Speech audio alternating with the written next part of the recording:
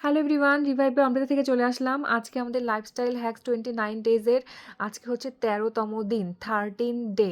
তো 13তম দিনে আমরা কিন্তু চলে এসেছি অনেক কিছু নিয়ে, কারণ আমাদের 13 ডেতে কিন্তু আমরা এখন স্ট্রিক্ট ডায়েটে চলে যাব। সকালবেলা ঘুম থেকে উঠে আপনারা কি খাবেন, দুপুরে কি খাবেন এবং সকালবেলা কি খাবেন, আজকে আমরা ডায়েট নিয়ে কথা বলবো।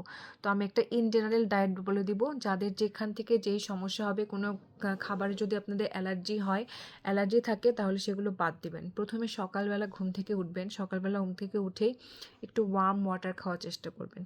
ওয়ার্ম ওয়াটার খাওয়ার মধ্যে আপনি ওয়ার্ম ওয়াটারের মধ্যে লেবু মিশাতে পারেন। যদি অ্যাসিডিটির প্রবলেম হয় তাহলে অবশ্যই লেবু মিশাবেন না, লেবুটা অ্যাভয়েড করবেন।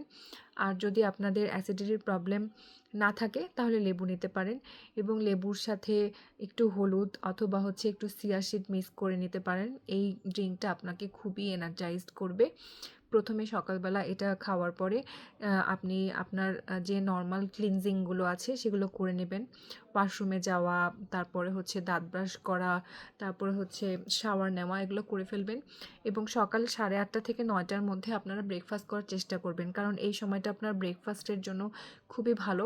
সকালবেলা ঘুম থেকে উঠে বেশিক্ষণ এমটি স্টমাকে থাকবেন না, তাহলে অ্যাসিডিটি হবে।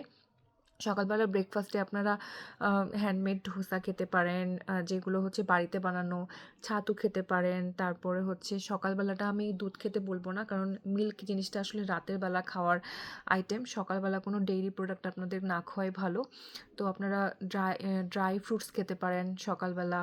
ছাতুর সাথে ড্রাই ফ্রুটস খেতে পারেন, ব্যানানা খেতে পারেন, কলা খেতে পারেন, একটা মানে একটা ফ্রুটস খেতে পারেন। দিনে 3 থেকে 4টা ফ্রুটস ডায়েটে রাখলে খুব ভালো হয়।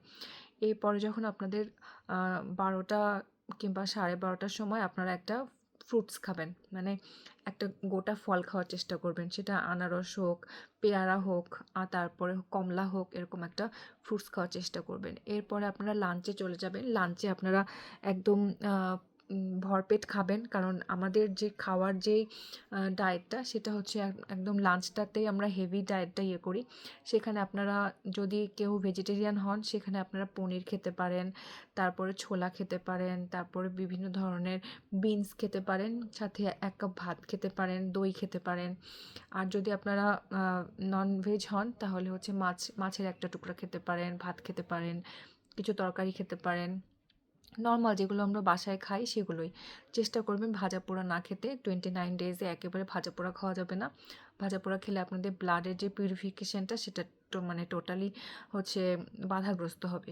তো এরপর যখন 3টা থেকে 4টা বাজবে তখন আপনারা হালকা একটা ড্রিঙ্কস নিতে পারেন, একটু গ্রিন টি খেতে পারেন, হালকা কফি খেতে পারেন। আমি চাটাকে প্রেফার করব না এই সময়, কারণ কফিটার মধ্যে অনেক অ্যান্টিঅক্সিডেন্ট থাকে। তো কফিটা খেতে পারেন উইদাউট সুগার, অবশ্যই কফিটা খাবেন। কফির সাথে হালকা স্ন্যাক্স খেতে পারেন, 1 মুঠো বাদাম খেতে পারেন। এবং যখন আপনারা রাতের বেলা ঘুমাতে যাবেন তখন ডিনারটা একদম রাত 8টার মধ্যে সেরে ফেলবেন। রাত 8টার মধ্যে ডিনার সেরে রাত 10টার মধ্যে ঘুমানোর চেষ্টা করবেন। এই হচ্ছে আমাদের ডায়েট প্ল্যান।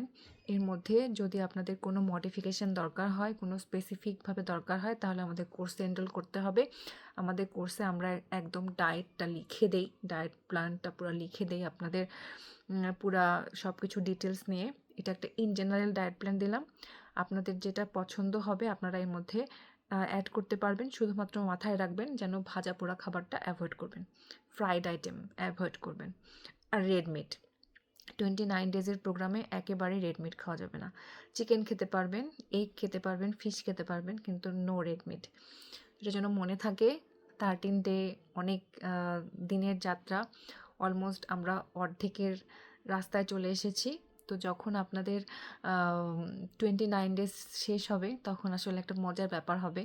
আপনারা নিজেকে জানতে শিখবেন, চিনতে শিখবেন, নিজেকে খুঁজে পাবেন। তো আমাদের সাথেই থাকবেন। 29 ডেজ শেষ হোক, তারপরে আমরা নেক্সট ভিডিও পরের দিন দিব। আমাদের 14তম দিনের জন্য অপেক্ষা করুন। আর রিভাইভাল আমাদের সাথেই থাকুন, চ্যানেল সাবস্ক্রাইব করুন, আর আমাদের বেল আইকনে ক্লিক দিয়ে রাখবেন রেগুলার আপডেটের জন্য। Thank you.